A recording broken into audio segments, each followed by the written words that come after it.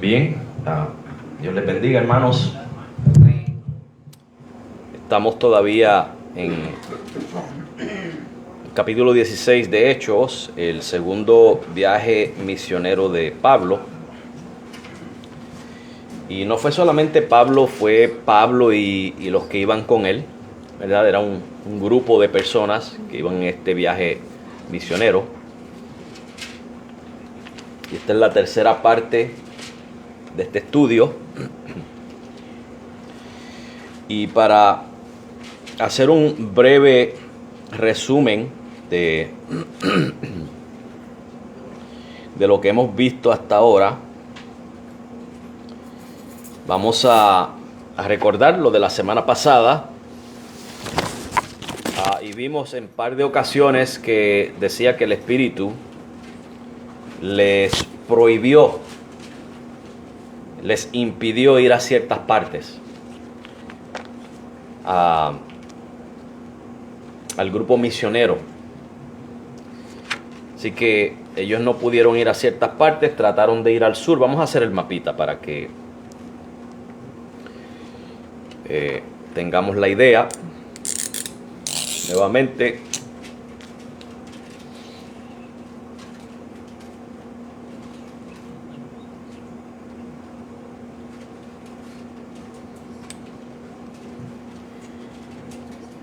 aquí el mapita.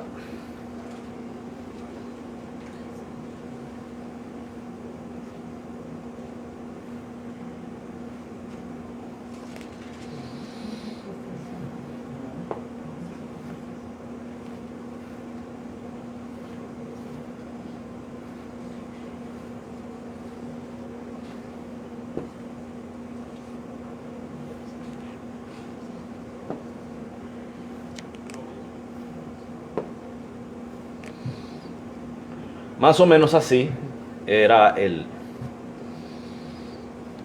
la topografía y la geografía. Y acordémonos que salieron de aquí, de Antioquía. Este era Antioquía, vamos a escribir. Y hemos dicho varias veces, hermanos, que este era como el cuartel general de la iglesia de los gentiles, de donde Pablo zarpaba en sus misiones, que ese era el cuartel general. Y vemos que Pablo dio, vamos a leer aquí la Biblia, que nos dice acerca de, dice que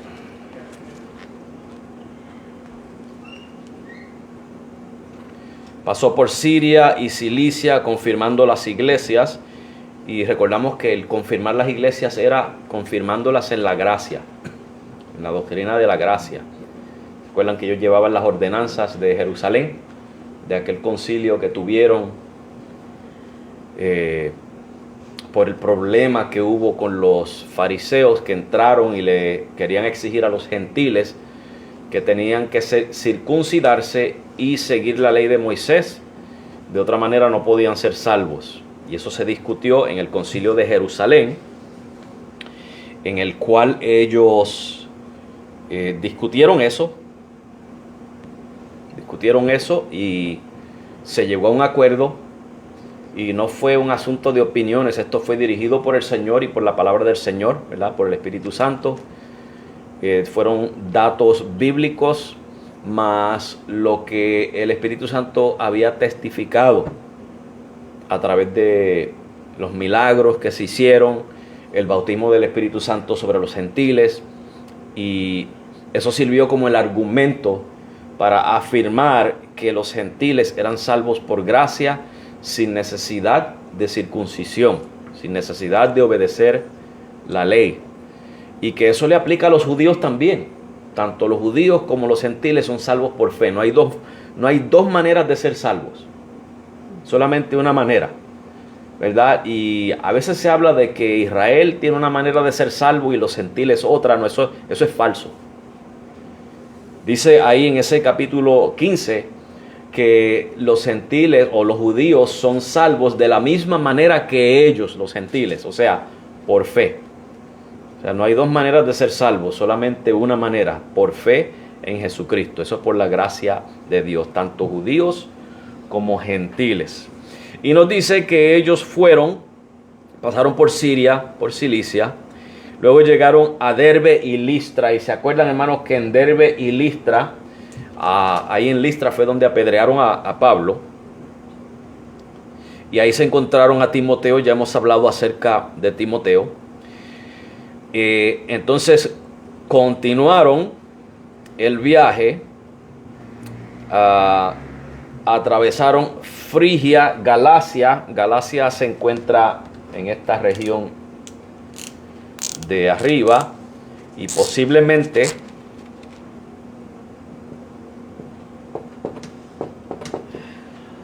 durante este tiempo se fueron estableciendo las iglesias de los Gálatas, en este viaje que ellos hicieron. Y dice que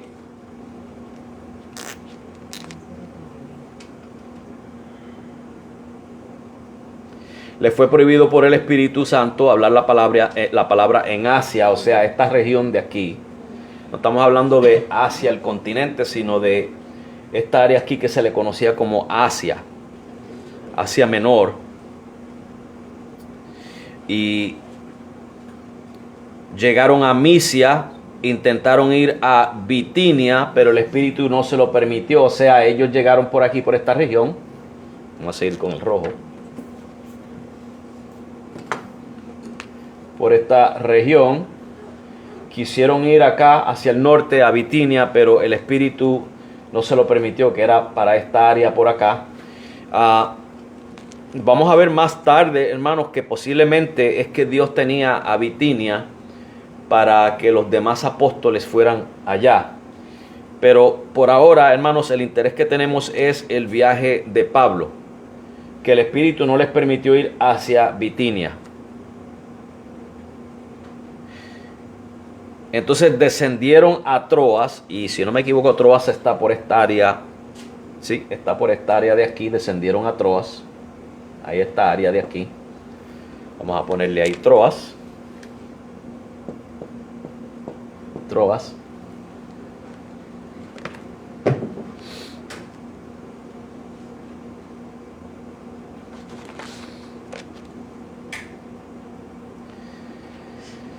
Y se le mostró una visión de noche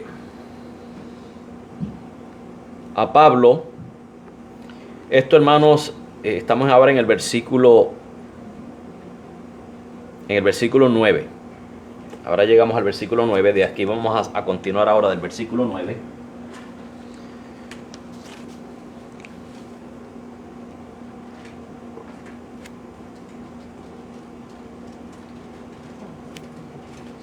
Y vamos a ver si tengo algún comentario. Hay preguntas hasta ahora, hermanos. Estamos dando solamente un resumen por ahora. Pero si hay preguntas, pues me van dejando saber si hay preguntas. ¿Okay? Vamos a comenzar desde ahí.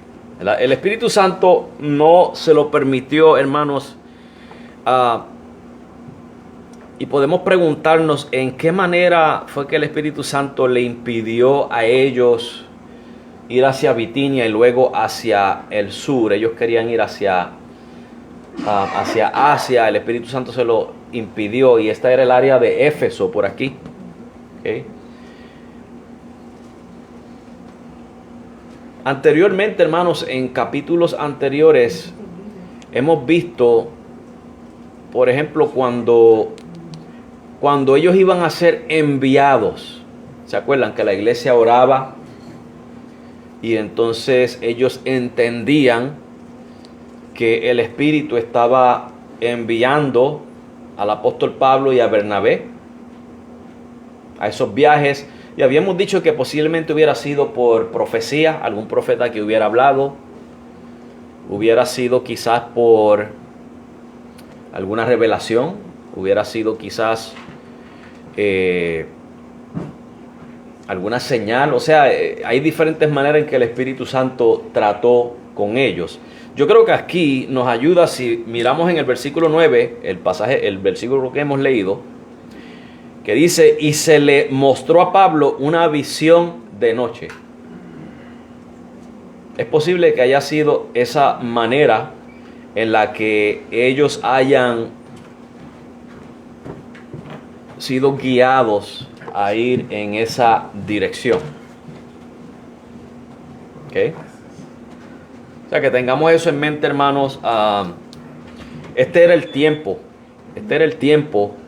en que más vemos en la Biblia, a través del libro de los Hechos, lo que el Espíritu estaba haciendo con estos dones. El don de profecía. El don de profecía era el de, ya fuera el de edificar la iglesia, consolar, exhortar, o en estos casos el de guiar a los evangelistas, los apóstoles, ¿verdad?, para hacer lo que tenían que hacer. Y de eso pudiéramos hablar mucho hoy, hermanos, porque hoy en día, al parecer, a lo que se le llama Espíritu Santo hoy día, al parecer es para estar dándole mensajes motivadores a la gente. Eso es lo que estamos viendo hoy en día con supuestamente el Espíritu Santo. Que yo no creo que es eso, porque el Espíritu Santo no se presta para mensajes motivadores. El Espíritu Santo está aquí para exaltar a Cristo, para señalar hacia Cristo, para iluminar al creyente en la palabra, para convencer al pecador, regenerarlo, para salvarlo. Eso es entre muchas de los ministerios del Espíritu Santo, ¿verdad? El Espíritu Santo no está aquí para darle mensajes motivacionales a la gente, decirle tú eres grande, tú vas a salir hacia adelante, que si esto, que si aquello. Eso no lo encontramos en la Biblia, hermanos. ¿Okay? Quizás en el Antiguo Testamento encontramos alguno que otro caso, como en el caso de Josué, ¿verdad?, que se le dice que sea valiente, que guardara la palabra de Dios. Está bien, pero eso se le dijo a Josué. Ese no es el patrón, esa no es la regla. ¿Okay? O sea que tengamos cuidado, hermanos, con esto, y por eso es que yo les estoy en las predicaciones hablándole mucho de esto, hermano. No se deje engañar. No se deje engañar, porque hay mucho falso maestro por ahí.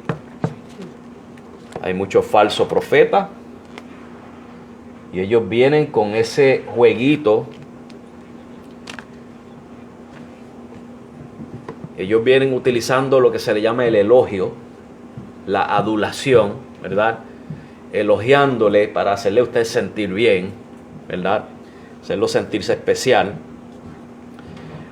Pero fíjese, hermano, que yo creo que si el Espíritu Santo me fuera a hablar a mí personalmente, a través de un hermano que tenga el don de profecía, el Espíritu Santo yo creo que me diría a mí un montón de cosas que yo tengo que arreglar en mi vida. Eso sería lo primero que me diría. No estaría ahí para estar dándome mensajes motivacionales. ¿Okay? Porque esa es una de los ministerios principales del Espíritu Santo, ¿verdad? Es el de redarguirnos. ¿Ven? Preguntas hasta ahora, hermanos. No hay preguntas. Bien. O sea que eso es lo que yo quiero que ustedes sepan, hermanos, que esto de los dones, cuando usted compara lo que usted ve en el libro de Hechos con lo que se está viendo hoy día, hermanos, son dos cosas completamente distintas. ¿Okay? Si yo voy a ver algo hoy en día, para decir que es del Espíritu Santo, tiene que parecerse a lo que dice el libro de Hechos, a lo que me dice el Nuevo Testamento, lo que me enseña el Nuevo Testamento. ¿Okay? No a lo que estamos viendo hoy día, que es el movimiento popular, ¿verdad?, de estar haciendo estas cosas que no vemos en la Biblia al Espíritu Santo haciendo.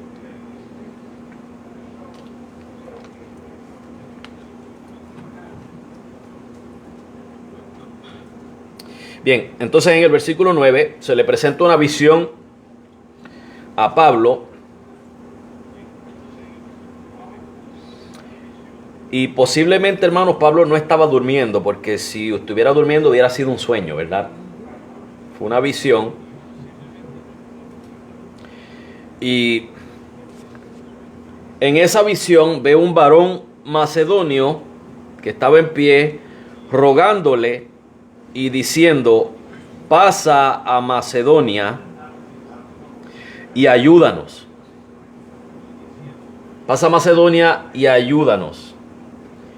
Entonces dice aquí, ¿verdad?, que cuando vio la visión, enseguida procuramos partir para Macedonia. Observe, hermanos, que antes del versículo 9, la narración es en tercera persona. Pablo y Bernabé fueron, ellos hicieron, Pablo tomó a Silas, descendieron aquí, fueron allá. Y ahora dice, procuramos partir para Macedonia. ¿Por qué ese cambio? ¿Qué usted cree, hermano? ¿Quién usted cree que está hablando ahí, escribiendo eso, narrando eso? ¿Quién es el autor de Hechos? El autor humano de Hechos.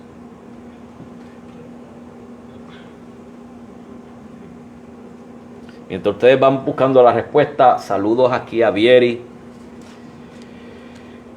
No se escucha en YouTube, me dice Vieri. Ok, pues vamos a cancelar el YouTube y lo subimos después. Vamos a cerrar el YouTube.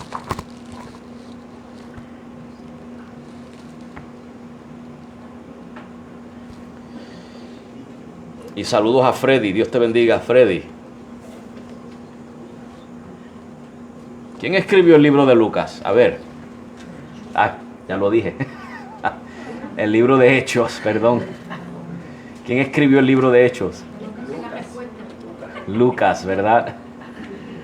Entonces, cuando ahí dice procuramos, ¿qué pasó ahí? Antes estaba hablando del punto de vista de tercera persona, ahora está hablando de primera persona. Se está incluyendo. ¿Por qué? ¿Por qué usted cree? ¿Estaba qué? Estaba con ellos, ¿verdad? Pero y antes de eso, ¿estaba con ellos? Posiblemente no. Porque él está narrando desde un punto de vista externo, tercera persona. Cuando llega aquí, ahora comienza a narrar de primera persona. Está incluido él. Hermano, yo quiero que usted piense en esto, pero para que usted vea cómo el Espíritu Santo sí trabaja. ¿Ok? ¿Cómo trabaja el Espíritu Santo? Fíjese que le impidió a ellos ir hacia Bitinia y les impidió ir hacia allá, hacia Asia. Pero de camino se encuentran ¿con quién? Con Lucas. Si se hubieran ido a Bitinia, ¿se hubieran encontrado con Lucas? Si se hubieran ido a Asia, ¿hubieran encontrado a Lucas? Si no se hubieran encontrado a Lucas, ¿hubiera un libro de Hechos?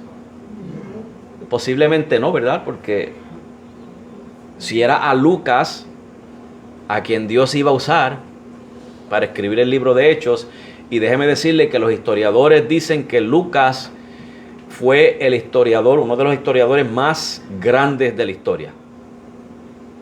Que todo lo que Lucas escribió en el libro de Lucas y en el libro de Hechos está ahí al pie de la letra. De hecho, el caballero, creo que se llamaba, si no me equivoco, creo que era Julian Huxley. Julian Huxley era un ateo. Y él decidió comprobar que Lucas no sabía de qué estaba hablando. Y este ateo viajó el viejo mundo buscando la evidencia de lo que estaba hablando Lucas. ¿Y sabe lo que le pasó a Julian Huxley? Terminó convirtiéndose, porque encontró que todo lo que Lucas escribió, y que muchos se burlaron, todo lo que Lucas escribió era exactamente como era, todo al pie de la letra, y terminó convirtiéndose el caballero Julian Huxley. ¿Ok?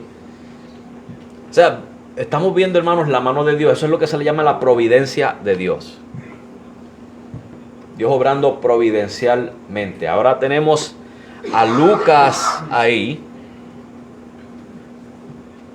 Y vemos que cuando Pablo ve esta visión, mire lo que dice el final de, vamos a leer el versículo 10, cuando dice, cuando vio la visión, enseguida procuramos partir para Macedonia, dando por cierto que Dios nos llamaba para que les anunciásemos el Evangelio.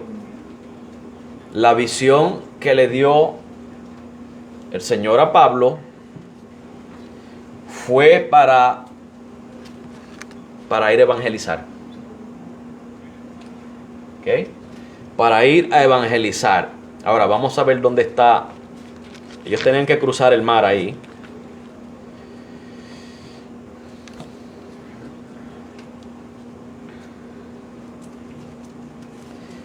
Así que ellos cruzan el mar.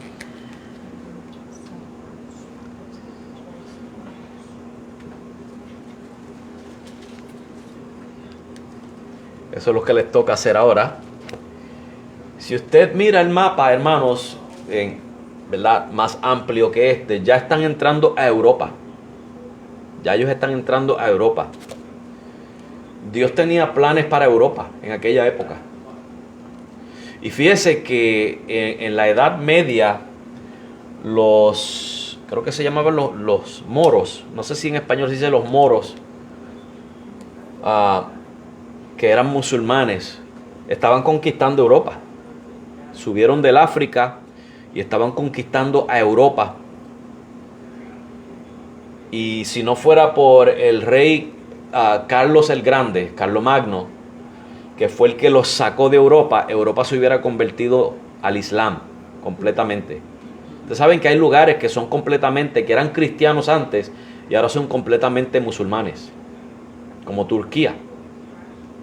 Turquía era cristiana. Y creo que el porcentaje de cristianos ahora es bien mínimo, algo de como 1%, algo así, o menos. Y es completamente musulmán. Entonces, hermanos, de Europa, ¿ok?, sale el cristianismo al resto del mundo. Si Europa no hubiera sido evangelizado, hermano, o si Dios no hubiera usado a través de la historia a Carlomagno para sacar los musulmanes de Europa, ¿quién nos hubiera evangelizado a nosotros? Acá en el Nuevo Mundo.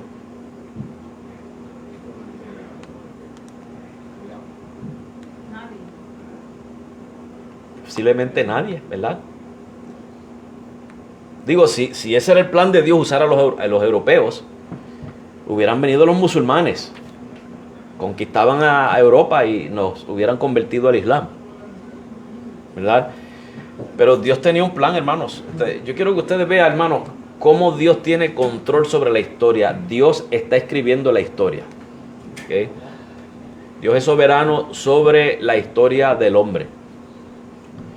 Y Dios envía a este equipo de misioneros a Europa.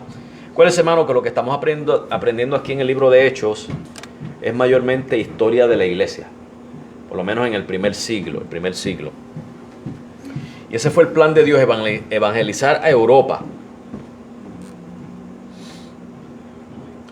O sea que esta visión, hermano, fue un llamado y una guianza de Dios para llevarlos en esa dirección.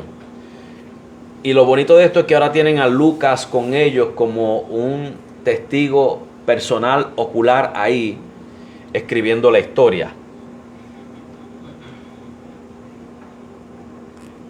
Ahora, el macedonio está pidiendo ayuda, ¿verdad? ¿Qué era la ayuda que necesitaba el individuo en esa misión, en esa visión, perdón? Necesitaba dinero, necesitaba medicina. ¿Qué necesitaba? ¿Qué usted cree que necesitaba? Si leemos el pasaje. ¿Qué es lo más que necesita el hombre?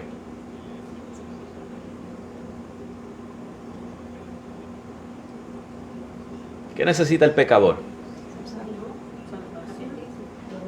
Perdón, ¿qué dijeron? Salvación, ¿y qué más?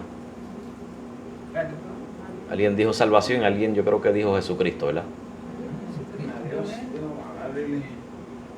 a Dios, ¿verdad? A Cristo. Esa era la ayuda que estaba pidiendo la figura, el macedonio, en esa visión. El hombre necesita a Cristo, ¿verdad?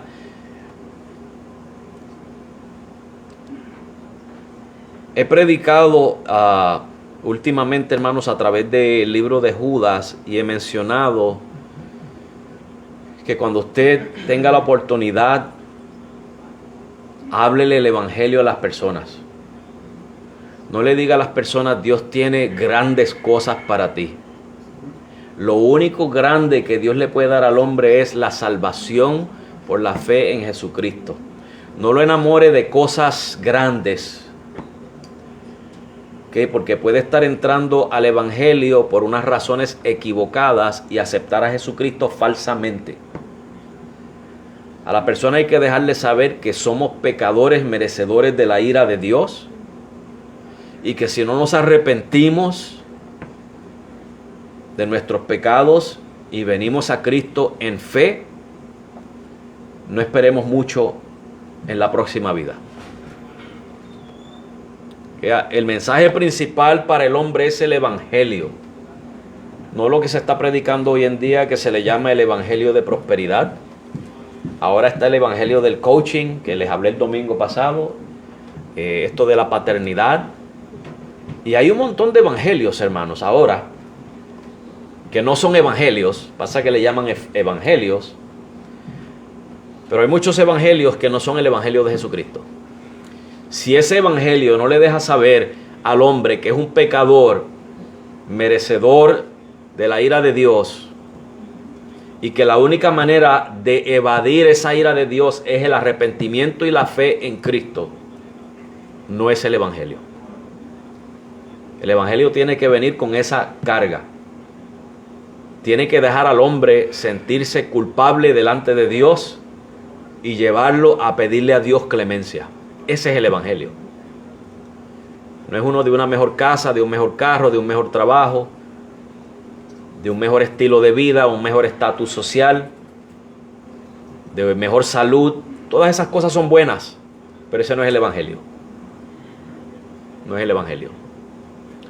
El evangelio es dejarle saber al hombre que es un pecador en necesidad de un salvador. Ese es el evangelio.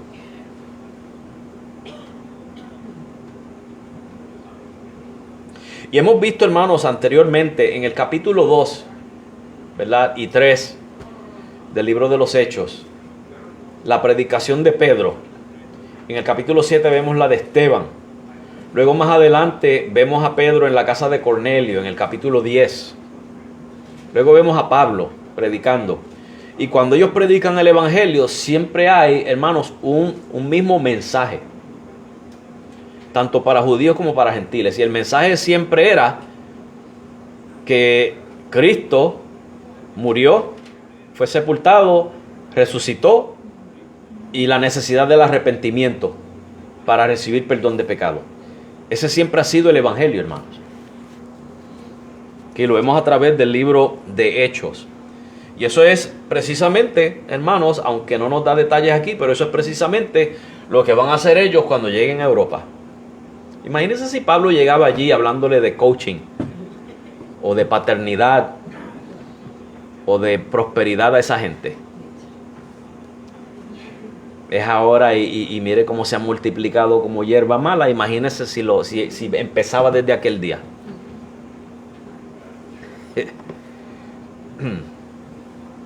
Bien. O sea que nos dice ahí que era para que les anunciásemos el evangelio. Bien, ¿estamos claros hasta ahí, hermanos? Dice el versículo 11 en adelante: zarpando pues de Troas, vinimos con rumbo directo a Samotracia, y el día siguiente a Neápolis, y de allí a Filipos, que es la primera ciudad de la provincia de Macedonia y una colonia. Y estuvimos en aquella ciudad algunos días. O sea que ellos, hermanos, cruzaron el mar y pasaron por estas regiones de aquí, ¿okay? Que mencionaron ahí, y llegan aquí a Filipos.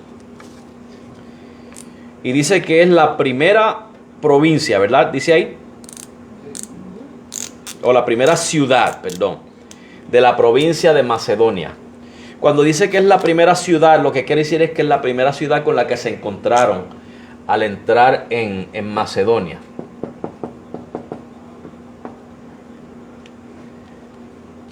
¿Y qué iglesia usted cree que se fundó ahí? ¿La iglesia de los qué? ¿De los qué? ¿Cómo le llama la epístola? La epístola a los filipenses.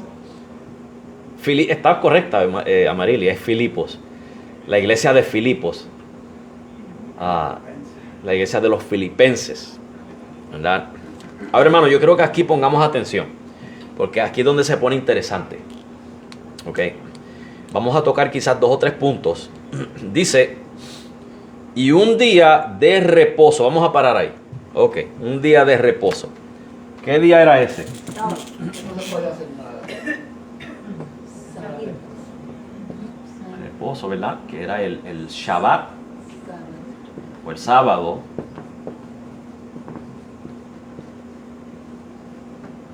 Cuando usted oye esa palabra sábado, reposo, Shabbat, ¿qué es lo primero que le viene a la mente? Descanso. ¿Qué grupo de personas en particular le viene a la mente? Déjame hacer esa pregunta. Los judíos. Los judíos.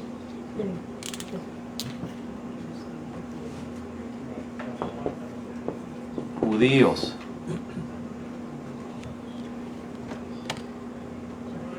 ¿Por qué ustedes creen que esperaron el sábado, hermano, para ir a evangelizar? ¿Estaban visitando y mirando el paisaje de turistas o...?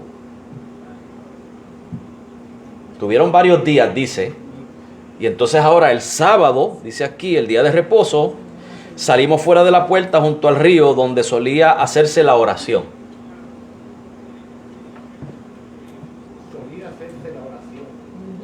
¿Quiénes eran los que oraban el sábado? Los judíos. Nota el patrón, hermanos, que a pesar de que los judíos rechazaban el evangelio, y que Pablo ya, creo que es en el capítulo 13, versículo 46, si no me equivoco, vamos a ver. 13:46.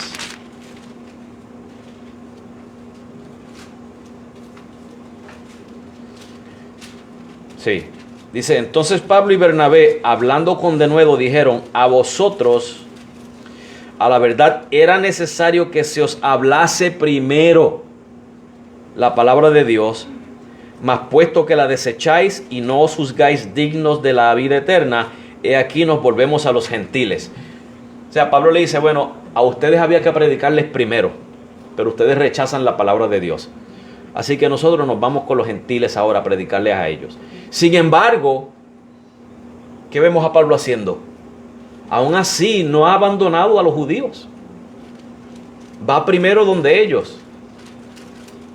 Va a presentarles a ellos primero el evangelio. Porque, hermanos, el hecho de que Dios haya descartado a Israel étnico o etnio, creo que es que se dice, no quiere decir que Dios no está salvando a israelitas. Dios estaba desde aquella época y sigue hoy día salvando israelitas y gentiles, judíos y gentiles. Miren Mateo capítulo 10, versículos 5 al 8. Vamos a escribirlo aquí, Mateo 10.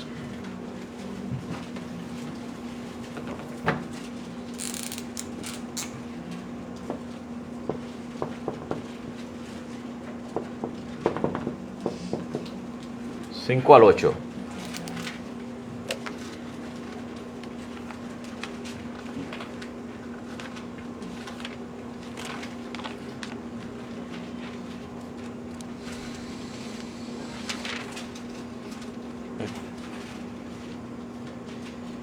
Dice, a estos 12 envió Jesús, o sea, a sus discípulos, y les dio instrucciones diciendo, por camino de gentiles no vayáis, y en ciudad de samaritanos no entréis, sino id antes a las ovejas perdidas de la casa de Israel, y yendo predicad diciendo, el reino de los cielos se ha acercado, sanad enfermos, limpiad leprosos, resucitad muertos, echad fuera demonios, de gracia recibisteis, dad de gracia.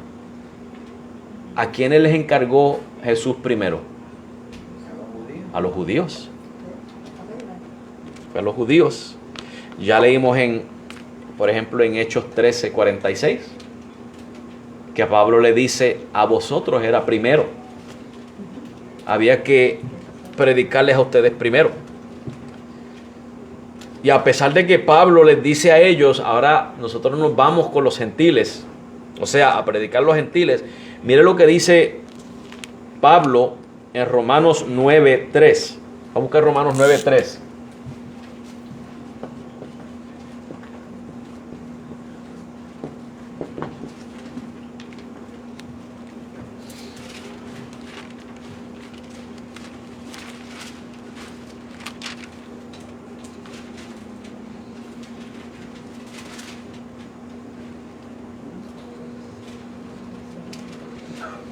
Vamos a leer versículo 1 al 3. Vamos a empezar desde ahí, del 1. Verdad digo en Cristo, no miento, y mi conciencia me da testimonio en el Espíritu Santo, que tengo gran tristeza y continuo dolor en mi corazón, porque deseara yo mismo ser anatema. Escuché lo que está diciendo Pablo. Yo deseo ser maldito, condenado, separado de Cristo, por amor a mis hermanos, los que son mis parientes según la carne. Pablo amaba a sus hermanos en la carne, a los israelitas.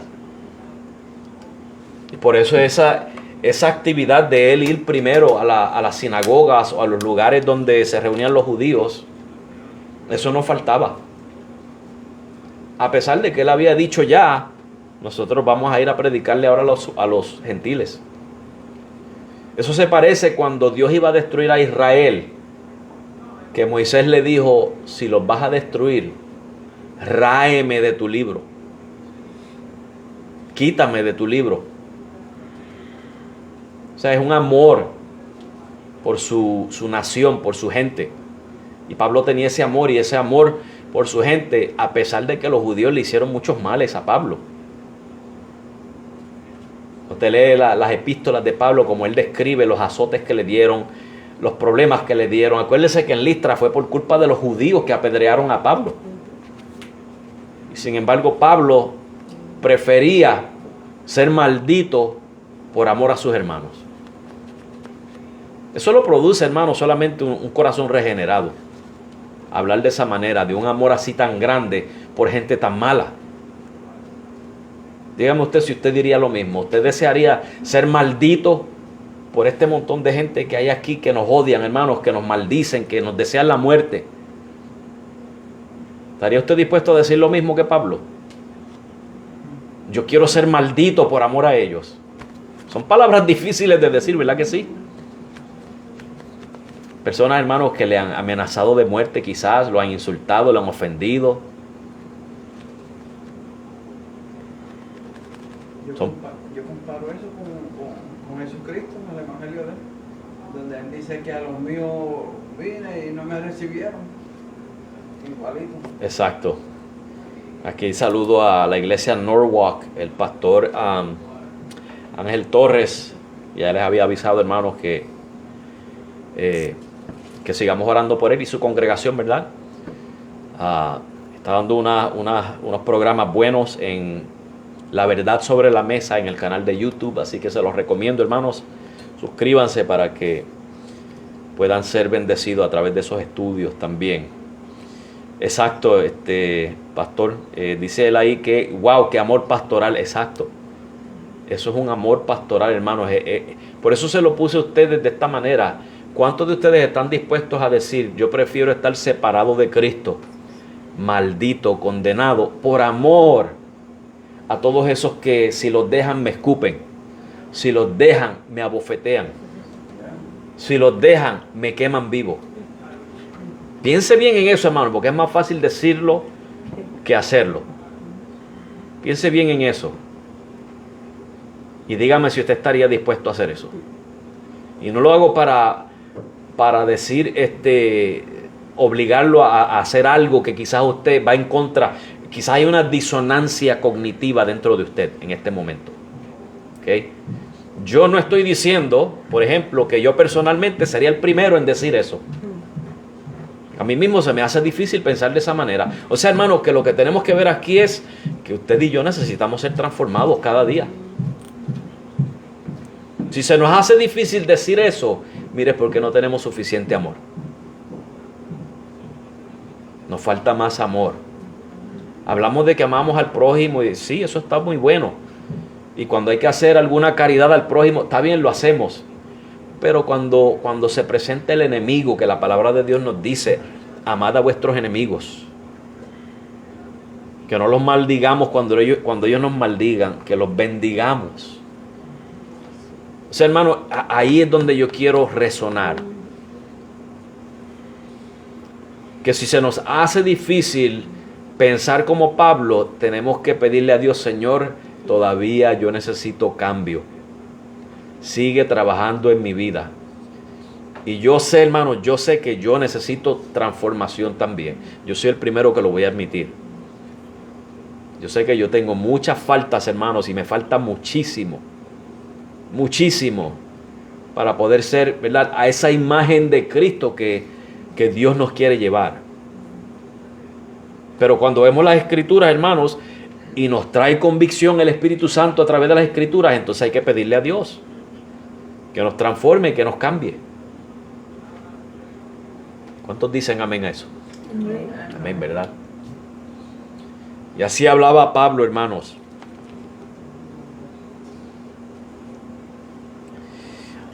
Ahora vamos a llegar aquí, hermanos, a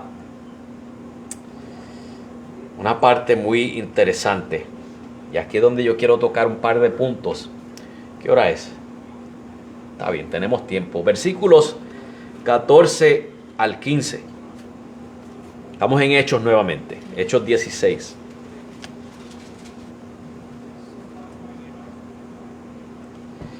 Dice el pastor Torres, dice, eso es lo que diferencia al cristiano, amar a los enemigos, porque aún los pecadores se aprecian los unos a los otros. Exacto. Eso fue lo que dijo Jesús, amad a vuestros enemigos. ¿Se acuerdan cuando Él dijo que cuando invitemos a alguien, que invitemos al que no puede dar algo para atrás? Porque si invitamos a alguien que nos va a invitar también, pagarnos lo que ya le dimos, Jesús dice, eso lo hacen los gentiles también. En otras palabras, los inconversos también hacen eso. La diferencia es que el creyente, el Hijo de Dios, hace las cosas sin interés. Y hace las cosas por amor. Ese es el fundamento, la esencia de eso. Gracias, hermano Torres, Ángel Torres, por ese comentario. Versículos 14 al 15 dice, entonces una mujer llamada Lidia, déjenme terminar de leer el 13, no había terminado de leer el 13. Dijimos que donde solía hacerse la oración, y sentándonos hablamos a las, ¿qué dice ahí? A las mujeres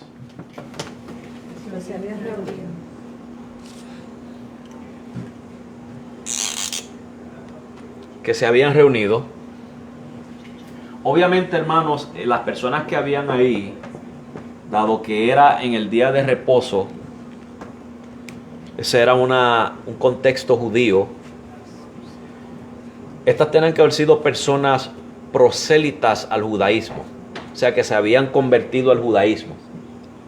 Estaban buscando al Dios de Israel. Pero ese no es el punto que quiero presentar. El punto que quiero presentar es que eran mujeres, ¿ok? Y hay muchos por ahí, especialmente del movimiento feminista, y cuando digo feminista no me refiero al feminismo clásico. El feminismo clásico tenía buenas intenciones. Estoy hablando del feminismo nazi que hay por ahí, ¿okay? El feminismo que enseña el odio contra los hombres, que enseña la rebelión contra el orden que Dios ha establecido. A ese es el feminismo que me refiero. Que dicen que la Biblia no puede ser un libro de Dios cuando a la mujer se trata mal en la Biblia. Bueno, hermanos, hay casos donde sí hay unas injusticias en la Biblia, pero Dios no ordenó esas injusticias. Esos eran casos que se daban en el Medio Oriente miles de años atrás. Cuando vemos la Biblia a Dios dando leyes, lo que Dios hace es, por su misericordia, ¿okay?, dando los reglamentos para evitar que la mujer sea maltratada. Pero a la gente no le van a decir eso, porque la gente odia la palabra de Dios. ¿Okay? Pero vámonos con este argumento de hoy día, que el cristianismo es una religión machista, que Pablo era machista, que la Biblia es machista. Bueno, hermanos, si la Biblia es machista, si Pablo era machista, entonces tenemos que decir, según esa lógica, tenemos que decir que Dios es machista. Tenemos que decir que el Espíritu Santo, que fue el que inspiró a Pablo a escribir las epístolas, es machista, ¿verdad? Pero sin embargo, los vemos aquí que hablándole a las mujeres. ¿Qué ustedes creen que estaban hablando? La palabra de Dios, el Evangelio de Jesucristo. Si Pablo fuera machista, hermanos, ¿usted cree que estuviera hablando con las mujeres? ¿Estuviera compartiéndole la palabra de Dios a ellas? Jesús le habló a la samaritana, y Jesús en un contexto en el cual se supone que un rabino no hablara con mujeres, y mucho menos con una prostituta, básicamente, una fornicaria. ¿Qué tiene el feminismo que decir en cuanto a eso? Eso no lo miran. Eso para que usted vea, hermanos, cómo el mundo, ellos tienen una agenda y ellos toman lo que les conviene para argumentar. Porque acuérdense, hermanos, que el hombre que odia a Dios va a buscar cualquier pretexto para excusar su rebelión, para excusar su pecado. Cualquier pretexto. Cuando no hay un pretexto, no hay una razón para ellos odiar a Dios y usar ese pretexto para odiar a Dios, cuando la Biblia claramente nos dice aquí que ellos trataron a esas mujeres como trataban a los hombres. Les predicaban el Evangelio de Jesucristo. Los trataban con dignidad. Estamos viendo, hermanos, una de las cositas que quería mencionar. Por eso es que en Gálatas 3,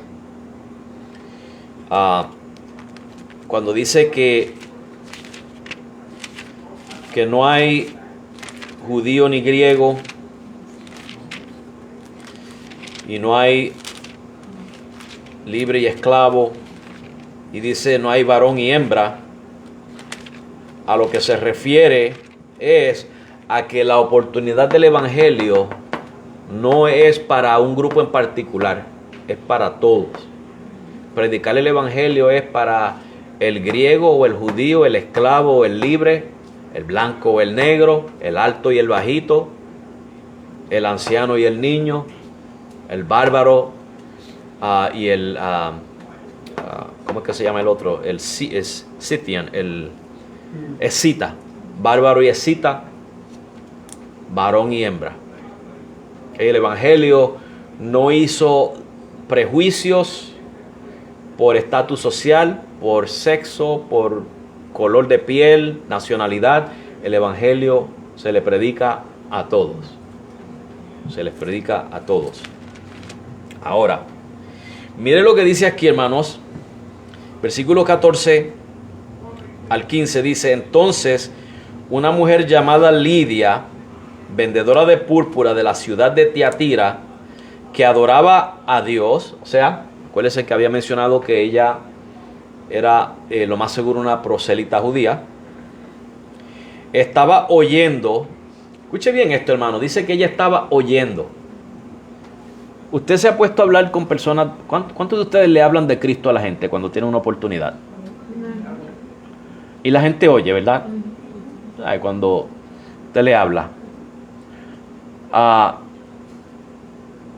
¿Cuántas personas de las que usted le ha hablado de Cristo se han convertido?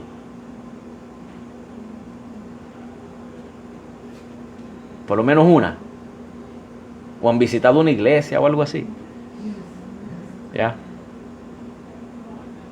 Que hay una diferencia entre oír y lo que vamos a leer ahora. Usted le puede hablar a 100 personas y le van a oír. Pero mire lo que dice aquí ahora. Y el Señor abrió el corazón de ella, de Lidia, para que estuviese atenta a lo que Pablo decía.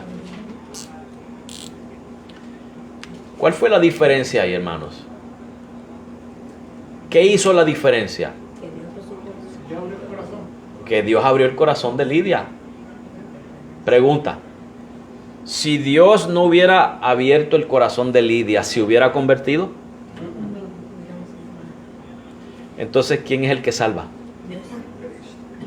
¿Quién tiene el control de la salvación? ¿Puede Dios salvar a quien Él quiere y a quien Él no quiere no salva?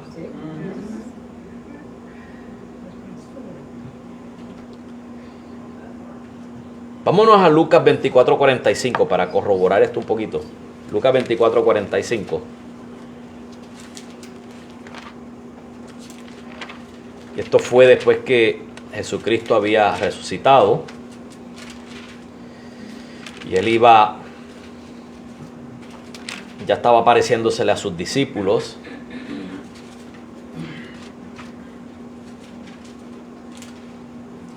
Y hablando con ellos, ¿verdad? Con los discípulos, en el versículo 45 le dice: entonces les abrió el entendimiento para que comprendiesen las Escrituras.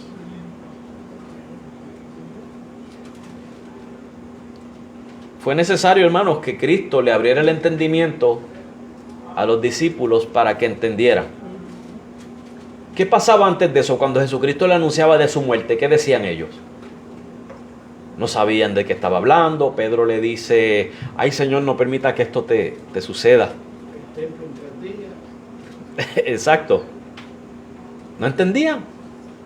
Hasta que Cristo les abre la mente. La salvación requiere una obra directa de Dios, hermanos. Eso es lo que le llamamos la regeneración. Cuando el Espíritu Santo regenera al pecador. Sin eso el pecador no se convierte. Puede venir al altar y puede llorar y puede darse en el pecho. Pero si Dios no le ha abierto el corazón, no se ha convertido, hermanos. Es falso. Es una falsa conversión.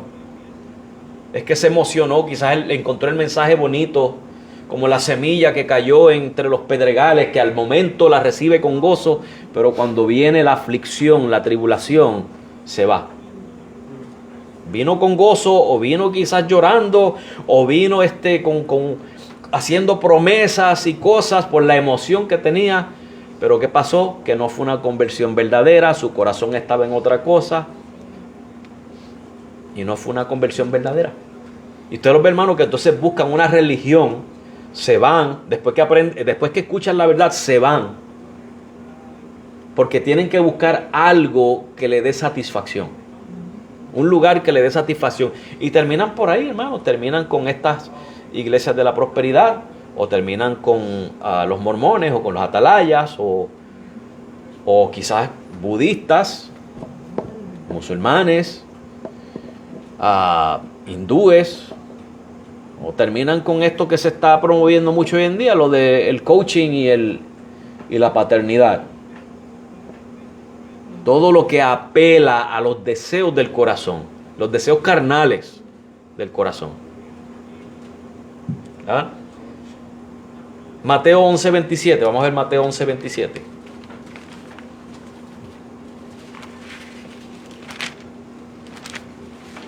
Hablando del coaching, aquí en Springfield vino un pastor de coaching a una iglesia que yo conozco. Y trajo un mensaje nuevo. Ya. Y vino y cambió todo. Pero a los 2 o 3 meses apareció otro pastor, otro coaching diferente. Dejaron aquel y vino este y cambió todo de nuevo. Sí, porque es que ese es el de esos de ellos. Ellos vienen con un mensaje nuevo. Lo único que no es de Dios, ¿verdad? Ajá. Entonces se aburrieron de uno y cogieron el otro, ¿verdad? Eso es lo que pasa, hermano. corazones sedientos y no encuentran satisfacción. No encuentran satisfacción. Mateo 11:27 dice, todas... Ese fue. Yo no sé si tengo el correcto.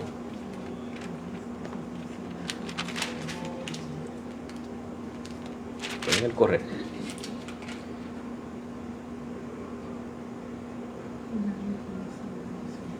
No, yo creo que ese no era el pasaje que yo quería buscar. Era, a ver, yo creo que era... Me disculpan, hermanos. Okay. Vamos entonces a Juan 6:44. Ahí hay dos versículos en Juan, 6:44 y 65.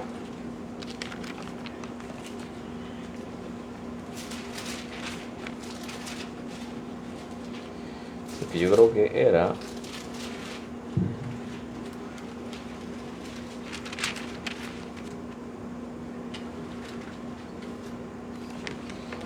Lo tienen, hermanos. Este es uno de mis pasajes favoritos y ustedes lo escuchan a cada rato que yo lo menciono.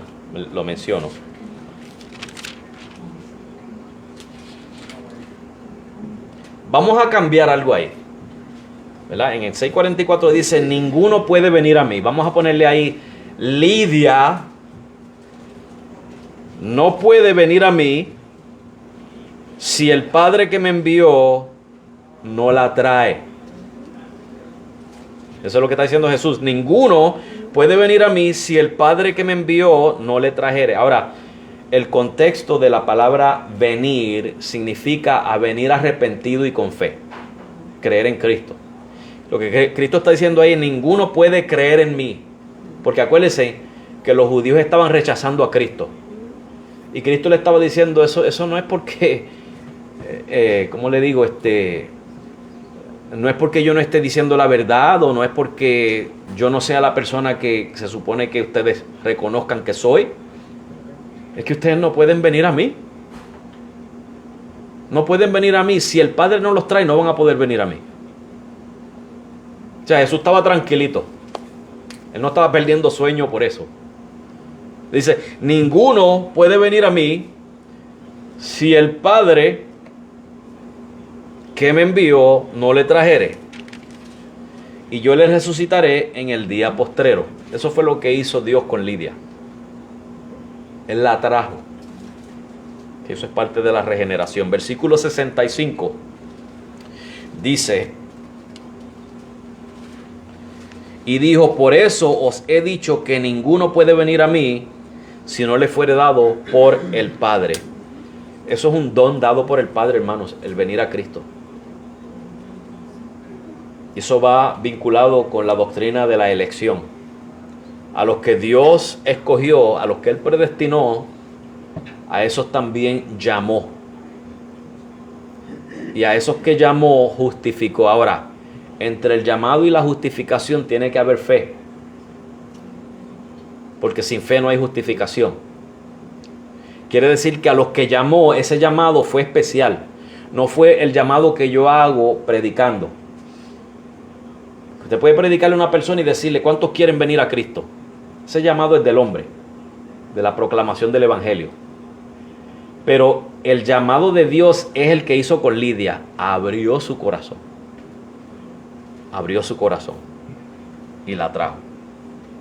Hermanos, y termino con esto para cerrar. Y es que la inclinación del hombre, o sea, del corazón del hombre hacia Cristo, no tiene origen en la voluntad del hombre. Muchas veces dicen, no, cada cual tiene libre albedrío. Sí, yo tengo libre albedrío. Yo me vestí con esto hoy porque esto fue lo que yo quise ponerme. Ese es mi libre albedrío. Pero mi libre albedrío no me pudo traer a Cristo. No era originalmente la voluntad mía buscar a Dios. Dios tuvo que cambiar mi corazón, tuvo que abrir mi corazón como lo hizo con Lidia. Tuvo que abrir el corazón suyo como lo hizo con Lidia. Abrir el entendimiento. Resucitarle de muerte a vida. Eso fue lo que hizo Dios, hermanos. La voluntad del hombre no está inclinada hacia Dios. Hay gente que le va a decir a usted, sí, pero yo buscaba a Dios desde desde muy joven? ¿Estabas buscando al Dios de la Biblia o estabas buscando a un Dios de tu imaginación? Primera pregunta. Segunda pregunta, si estabas buscando al Dios de la Biblia, según la Biblia, ¿surgió eso de ti, de tu voluntad? ¿O puso Dios eso en tu voluntad? Dos preguntas muy importantes que hay que hacerle a estas personas que dicen, no, yo busqué a Cristo. ¿Buscaste al Cristo de la Biblia? Número uno. Número dos, si era el Cristo de la Biblia, según la Biblia, surgió de ti. ¿Fuiste más inteligente que los demás? ¿Fuiste más justo, más bueno, más sabio, más espiritual? ¿Cómo? Si estabas muerto en delitos y pecados. ¿Estamos viendo, hermanos? Dame preguntas y comentarios para cerrar aquí.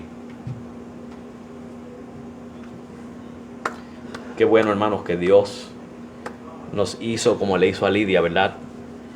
¿Dónde estuviéramos ahora si Dios no hubiera hecho eso con nosotros? Ya, viviendo una vida como cualquier otro. Usted ve que hay mucha gente, hermano, gozando de la vida y se creen que están bien. Se creen que van para el cielo.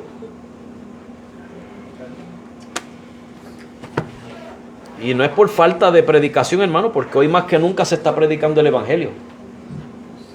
Hoy más que nunca el Evangelio está siendo predicado. Si no es en las calles, es por la radio. Si no es por la radio, es por el internet. Si no es por el internet, es con un tratadito o con una conversación personal, un diálogo. El Evangelio se está predicando hoy más que nunca, hermano. Pero la gente sigue rechazando. Y sigue rechazando y sigue rechazando. Pero gracias a Dios, hermanos, que usted y yo fuimos contados entre los escogidos. Y Dios hizo con usted y conmigo lo mismo que hizo con Lidia. Qué bueno, ¿verdad? Bien, vamos a cerrar aquí. Y nos despedimos de los hermanos que estuvieron ahí. Gracias por estar ahí viéndonos. Señor les bendiga y que tengan muy buenas noches y que la gracia y la paz del Señor sea con todos. Amén.